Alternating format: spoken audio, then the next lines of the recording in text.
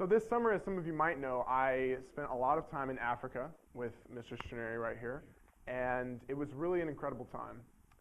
And these kind of experiences, these overseas experiences that many of you may have had, again, we've heard that from some people in here this morning already, they are incredible experiences, but only as far as you come back and actually take something from it, learn something from it.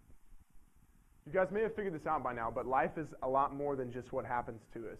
I mean, life does happen to you, but in a sense, I think we should all happen to life. You need to take what happens to you, run it through your personal filter, and then actually make conscious choices about what you're going to learn from that experience.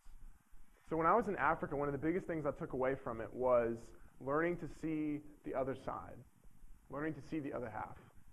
This happened largely when I was in Cape Town. Cape Town, South Africa is, at the same time, one of the most developed cities in the world, one of the most beautiful cities in the world, but also one of the most hurting cities in the world, a city with incredible inequities.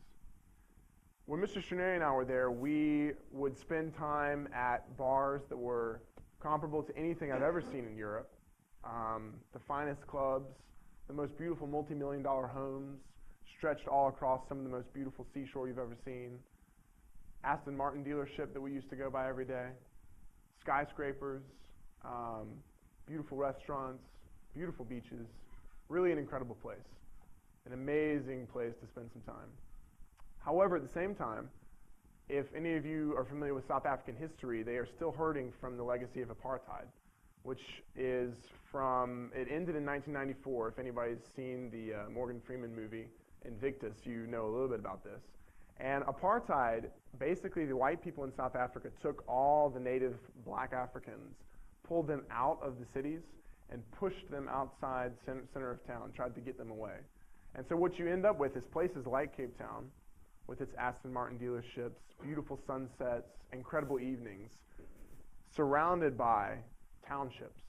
Townships full of shanties, shanty towns of corrugated tin roofs, of cardboard walls, of tarps, of hurting people, of people who make, on average, I think about $600 a year. So this is what they're living on, $600 a year. I don't know if anybody got themselves an iPad as a going back to school present. I know several of my friends did this year. That's what they make in a whole year. So it's really pretty incredible. And what I took from that experience was, okay, this is interesting. There are hundreds of thousands of people living in these townships scattered around us.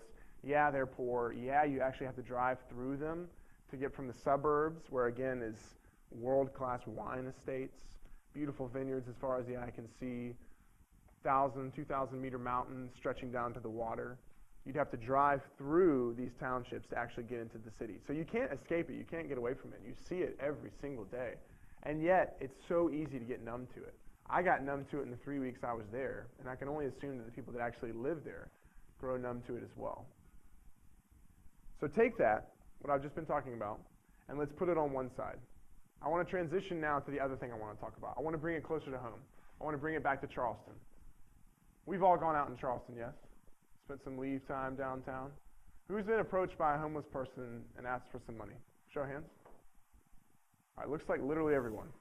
One more show of hands. Who's grown numb to it?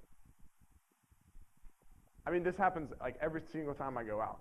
So the way I want to tie this experience in, and the way I want to sort of, if you will, give you an example of how to think about your summer and how to tie it into your experience here, is bringing it back to Charleston.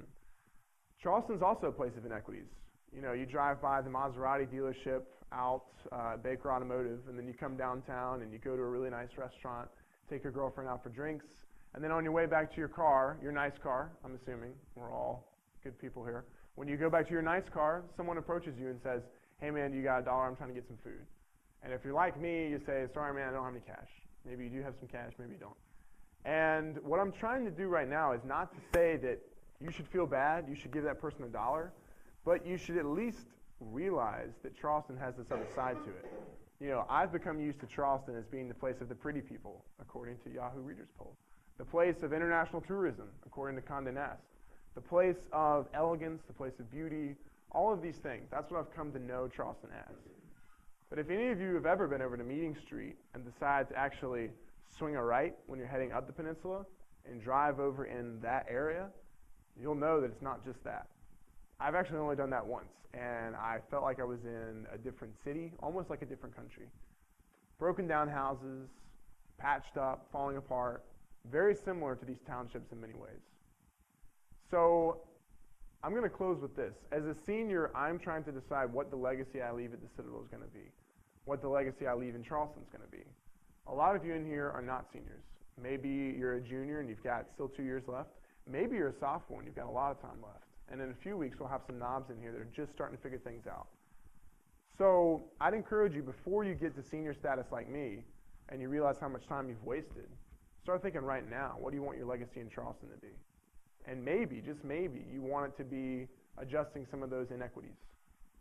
So be thinking about what you see around you. Be thinking about what you hear, what's told to you when you go downtown.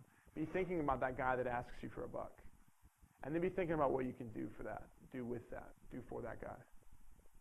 Thanks, y'all.